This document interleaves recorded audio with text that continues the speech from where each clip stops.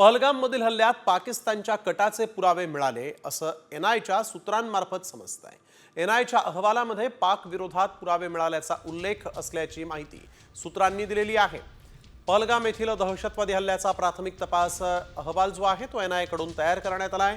दहशतवादी पहलगाममध्ये कसे आले, कोणत्या मार्गाचा त्यांनी वापर केला, तसंच बेताब व्हॅलीमध्ये कशी शस्त्र लपवली याचा उल्लेख देखील या अहवालात करण्यात आलेला आहे। तर एनआयच्या या अहवालात नेमकं काय म्हटलेलं आहे पाहूयात। लष्कर ए तोयबा आयएसआय पाक आर्मीच्या षडयंत्राचे पुरावे सापडलेले आहेत। दहशतवाद्यांनी बेताब व्हॅलीमध्ये शस्त्र लपवली होती। पाकिस्तानचे नागरिक हाशिम मुसा आणि अलीभाई उर्फ तल्हाभाईचा उल्लेख देखील आहे। दहशतवादी पीओके मध्ये आपल्या हँडलर सोबत संपर्कात होते। आयएसआयच्या इशाऱ्यावरून लष्कराच्या हेडक्वार्टरमध्ये षडयंत्र रचण्यात आलं।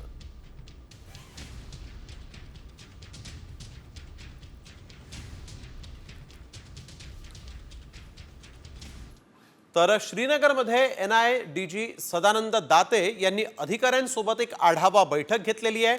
कालपासून सदानंद दाते श्रीनगरमध्ये आहेत। त्यांनी पहलगाम हल्ल्याच्या ठिकाणांची देखील पाहणी केलेली आहे आणि आज एनआय प्रमुख सदानंद दाते यांनी एक आढावा बैठक अधिकाऱ्यांसोबत श्रीनगरमध्ये घेतलेली आहे। एनआय या हल्ल्याचा संपूर्ण सखोल तपास करत आहे आणि याच वेळेस सदानंद दाते ॲक्शन मोडमध्ये आलेले आहेत। काल त्यांनी हल्ल्याच्या ठिकाणांची पाहणी केली होती आणि आज त्यांनी वरिष्ठ अधिकाऱ्यांसोबत एक आढावा बैठक घेतलेली आहे। तसंच एनआयचा प्राथमिक अहवाल देखील समोर आलेला आहे। त्यामध्ये पाक सैनिक तसंच पाक आयएसआय यांचा सहभाग असल्याचंही उघड झालेलं आहे।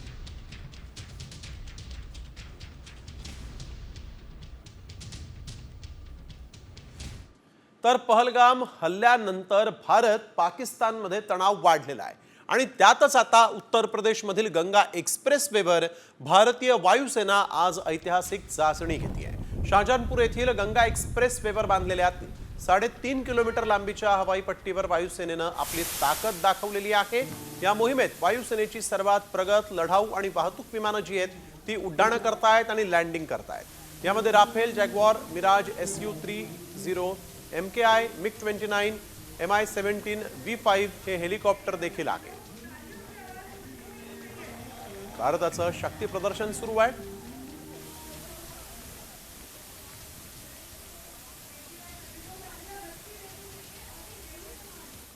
पाकिस्तानची आता काही खैर नाही, कारण पाकिस्तानला धडकी भरवणाऱ्या राफेलमध्ये ब्रह्मोस NG क्षेपणास्त्र बसवले जाणार आहेत आणि त्यामुळे राफेलची आता मारक क्षमता आणखी वाढणार आहे। ब्रह्मोस NG क्षेपणास्त्र वजनाने हलके आणि वेगवान तसंच घातक देखील आहे। ब्रह्मोस NG क्षेपणास्त्र हवा, जमीन, समुद्र आणि पाणबुडीवरून डागता येणार आहेत आणि त्यामुळे पाकिस्तानला धडकी भरणार आहे।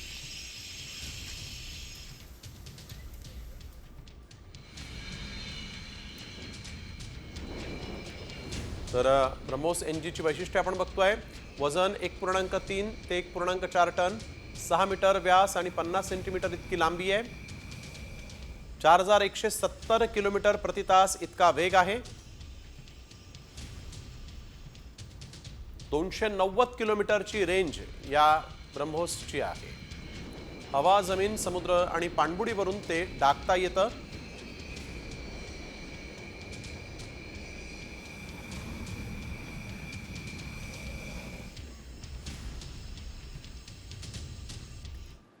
तर भारताकडून हल्ल्याच्या भीतीनं पाकव्याप्त काश्मीर अर्थात पीओके मध्ये भीतीचं वातावरण आहे। पीओके मध्ये पर्यटकांना प्रवेश बंदी करण्यात आलेली आहे। जवळपास 1000 मदरसे बंद करण्यात आलेले आहेत। हॉटेल्स आणि गेस्ट हाऊसमध्ये सैन्य तैनात करण्यात आलेलं आहे। भारताच्या भीतीमुळे पीओके मध्ये आणीबाणीसारखी परिस्थिती आहे। हॉटेल्स आणि गेस्ट हाऊसमध्ये देखील आता सैन्य दाखल झालेलं आहे।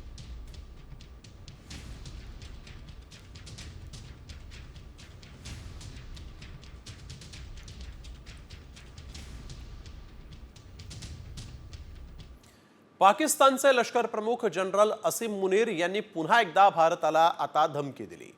टिल्ला फील्ड फायरिंग रेंज इथं पाकिस्तानी लष्कराच्या युद्ध सरावादरम्यान त्यांनी टँकरवर चढून भारताच्या विरोधात आक्रमक वक्तव्य केले। भारतानं कुठल्याही प्रकारचा हल्ला केल्यास त्याला पाकिस्तान चोख प्रत्युत्तर देईल असा इशारा मुनीर यानं दिलेला आहे. तर पाकिस्तानचे लष्कर प्रमुख जनरल असीम मुनीर यांनी काय धमकी दिलेली आहे पाहूयात. भारताकडून हल्ला झाल्यास तत्काळ आणि कडक उत्तर देण्यात येईल.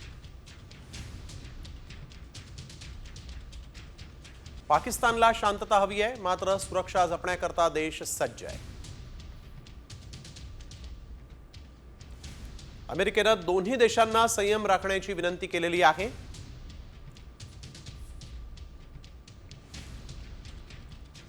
टिल्लाफील्ड फायरिंग इथं युद्धाभ्यासामध्ये मुनीरची उपस्थिती होती. टँकवर चढून भारताच्या विरोधात मुनीरनं गरळ ओकलेली आहे.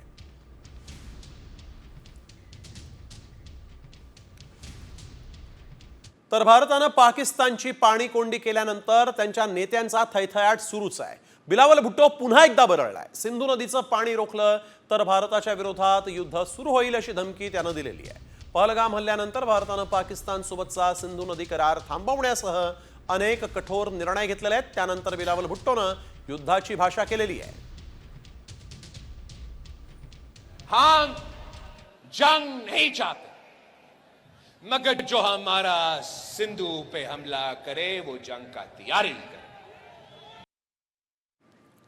तर सीमेवर पाकिस्तानच्या कुरापती या सुरूच असल्याचं दिसतंय. पाकिस्तानकडून पुन्हा एकदा शस्त्रसंधीचं उल्लंघन करण्यात आलेलं आहे. सलग 8व्या दिवशी कुपवाडा उरीमध्ये गोळीबार करण्यात आलेला आहे. भारतीय लष्करानंही त्याला चोख प्रत्युत्तर दिलेलं आहे. पाकिस्तानच्या कुरापती या सुरूच आहेत. एलओसीवर सलग 8व्या दिवशी गोळीबार होत आहे.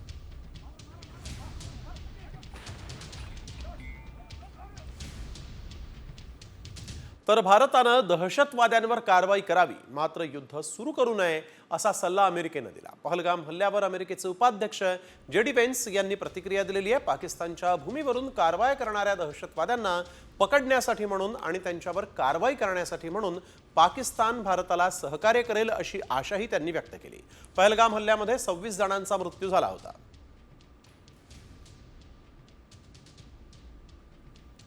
पाकिस्तान आपण बघतोय की यावेळेस भारतानं दहशतवाद्यांवर कारवाई करावी असं वान्स यांनी म्हटलेलं आहे. पहलगाम हल्ल्यानंतर आता कुठल्याही क्षणी युद्ध भडकण्याची शक्यता आहे आणि त्यामुळे धडकी भरलेल्या पाकिस्ताननं मुस्लिम कार्ड बाहेर काढलंय. तर मुस्लिम देशांची संघटना असलेल्या ऑर्गनायझेशन ऑफ इस्लामिक कोऑपरेशनकडे पाकिस्ताननं मदतीसाठी भीक मागितलेली आहे आणि त्यानंतर अखेर ऑर्गनायझेशन ऑफ इस्लामिक कोऑपरेशन या संघटनेतल्या सुमारे 25 देशांनी पाकिस्तानला पाठिंबाही दिला आहे. तर आपण बघतोय यावेळेस भारताची कृती शांतता भंग करणारी असल्याचं यावेळेस पाकिस्ताननं म्हटलेलं आहे आणि पाकनं मुस्लिम देशांपुढे मदतीसाठी हात पसरले आहेत. आणि मुस्लिम देशांचा गट असलेल्या OICनं यावेळेस 25 इस्लामी देशांनी पाकिस्तानच्या मागे उभं राहण्याची भूमिका घेतलेली आहे. पाकनं ट्रम्प तसंच आता मात्र मुस्लिम देशांच्या या संघटनेकडे मदतीसाठी हात पुढे केलेले आहेत आणि यापैकी 25 इस्लामी देशांनी पाकच्या मागे उभं राहण्याचं ठरवलेलं आहे. तर पाकिस्तानसोबतचे देश आपण बघतोय सिरिया, इराक, अझरबैजान, तुर्की, मलेशिया. भारतासोबत जे देश उभे आहेत ते आहेत Saudi Arabia, UAE, Qatar, Oman, Kuwait, Bahrain आणि इजिप्त. हे देश भारतासोबत उभे आहेत. हे देश देखील इस्लामी असले तरी देखील ते दहशतवादाच्या विरोधात आहेत आणि आपल्या भारतासोबत उभे आहेत.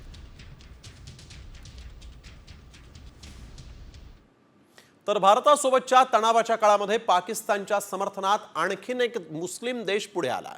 अझरबैजाननं पाकिस्तानला आता खुला पाठिंबा दिला. पहलगाम हल्ल्याची आंतरराष्ट्रीय चौकशी करण्याची मागणी अझरबैजाननं केलेली आहे.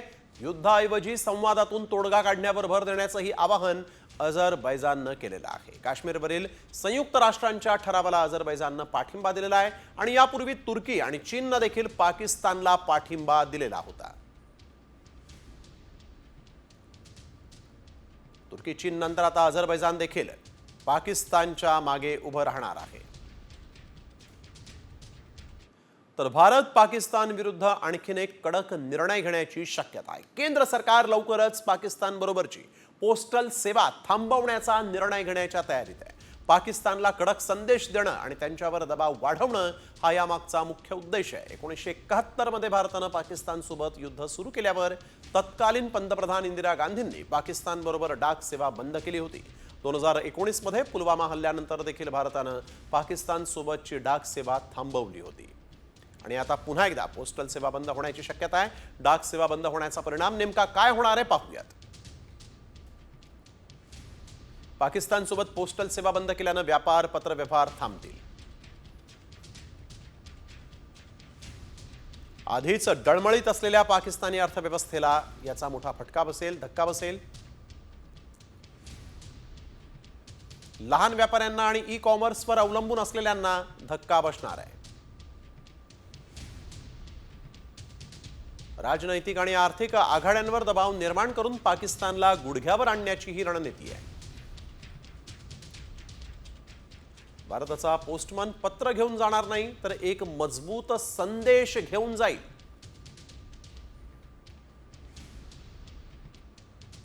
राजस्थानच्या जैसलमेरमधून एक पाकिस्तानी गुप्तहेराला बेड्या ठोकण्यात आलेल्या आहेत. सुरक्षा एजन्सीनं त्याला 1 महिन्यापूर्वी अटक केली होती. मात्र चौकशीत नवनव्या गोष्टी उघड झालेल्या आहेत. पठाण खान असं पकडण्यात आलेल्या या आरोपीचं नाव आहे. तो जैसलमेर जिल्ह्यातील मोहनगड नहरी परिसरातला रहिवासी आहे. आरोपी पठाण हा पाकिस्तानी गुप्तहेर एजन्सी ISI सोबत काम करत होता. त्यानं भारत पाक सीमेलगत असलेल्या संवेदनशील भागाची माहिती पाकिस्तानला पुरवलेली आहे. तर कोण आहे हा गुप्तहेर आणि तो कशा पद्धतीनं काम करत होता पाहूयात. जैसलमेरमधून पठाण खान नावाच्या पाकिस्तानी गुप्तहेराला अटक करण्यात आलेली आहे. 2019 मध्ये पाकिस्तानमध्ये प्रवास त्यानं केला आणि त्या ठिकाणी ISIशी संपर्क केला. भारतात परतल्यावर आपलं गुप्तहेर नेटवर्क त्यानं सक्रिय केलं. सीमावर्ती भागांवर लक्ष ठेवून पाकिस्तानला फोटो व्हिडिओ तो पाठवत होता. पैसे मिळवण्यासाठी इंटरनेट आणि फोनद्वारे त्यानं संपर्क केलेले आहेत.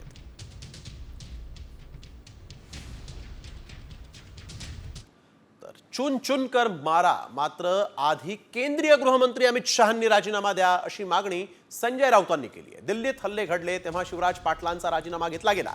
आता मात्र पुलवामा, पहलगाम, उरीसाठी गृहमंत्री जबाबदार असलेल्या शहांचा राजीनामा घ्या असं आव्हान त्यांनी यावेळेस केंद्र सरकारला दिलेलं आहे.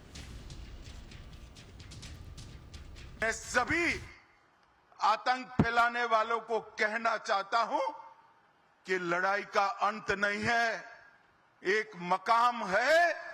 हर व्यक्ति को चुन चुन कर जवाब भी मिलेगा, जवाब भी लिया जाएगा.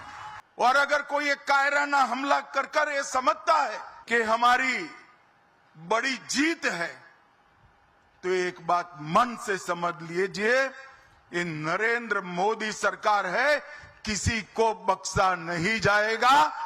जो प्रकार घडलेला आहे पेलगावला, 27 लोक निरपराध मारले गेले, ती जबाबदारी घेऊन अमित शहानी राजीनामा द्यायला पाहिजे. ते राजीनामा देत नसते तर प्रधानमंत्र्यांनी त्यांना प्रायश्चित दिलं पाहिजे. चुन मारा ना, आपको किसने रोका है, मारो. सबसे पहले जवाब दो, पुलवामा में 40 जवान क्यों मरे और 27 निरपराध लोग जो मारे गए जिसमें से महाराष्ट्र के वो क्यों मरे, उसका जवाब दीजिए. आप इस्तीफा दीजिए, जो बोलना है बोल दीजिए. तर वळूया पुढील बातमीकडे. राष्ट्रवादी काँग्रेस पवार गटाचे आमदार जितेंद्र आव्हाड यांना आता जीवे मारण्याची धमकी आलेली आहे. अर्वाच्य भाषेमध्ये शिवीगाळ करत तसंच जीवे मारण्याची धमकी आव्हाडांना मिळाल्यामुळे खळबळ माजलेली आहे. सुमित देशमुख नावाच्या व्यक्तीनं आव्हाडांना धमकी दिल्याची माहिती मिळते आहे. धमकी देणाऱ्याचा मोबाईल क्रमांक आव्हाडांनी पोस्ट करून पोलिसांनी दखल घ्यावी असं म्हटलेलं आहे. मात्र आता आव्हाडांना जीवे मारण्याची धमकी आल्यामुळे खळबळ माजलेली आहे.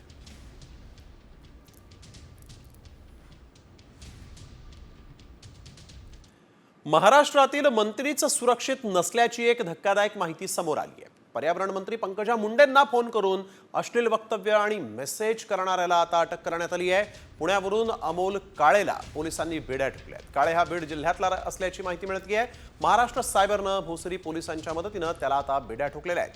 गेल्या काही दिवसांपासून पंकजा मुंडेंना अमोल काळे हा फोन आणि मेसेज करून त्रास देत होता.